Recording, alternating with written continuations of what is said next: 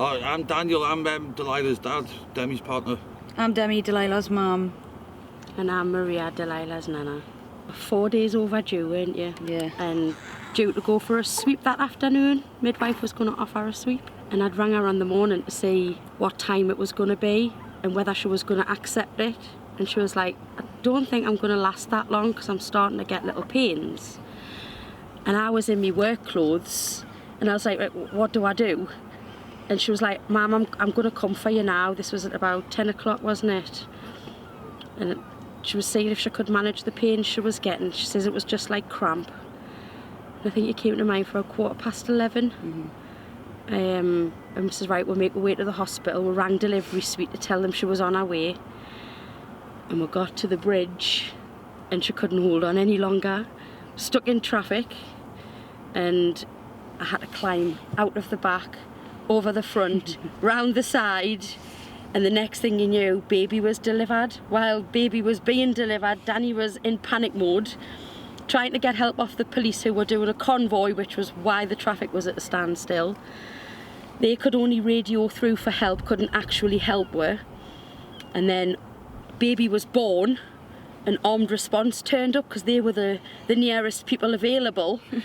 And luckily his wife was a midwife.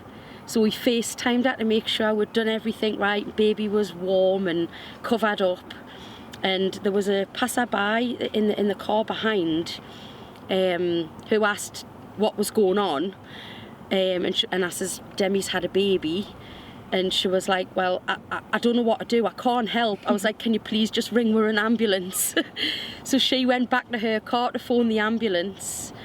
And by the time the ambulance came, we then got carted off to hospital, blue flashing lights, didn't we? Yeah. I was scared if I was, to be honest, because she was going into labour.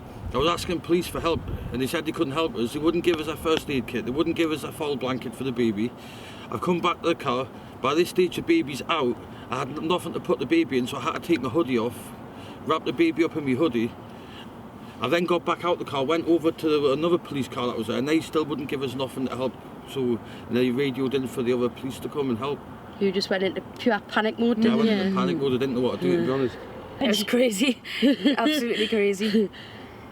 They're just like, Mum, my head's out. She's coming. But because she's in a car seat, all the blood and water and everything was pooling. So when baby's head come out, until the body was delivered, her head was actually in that. And then when the body was delivered, obviously that was the only time that I could actually physically get her and bring her up to Demi. So because her head was there for a little while, she swallowed quite a bit. So she was in special care for the first week. She's a fighter.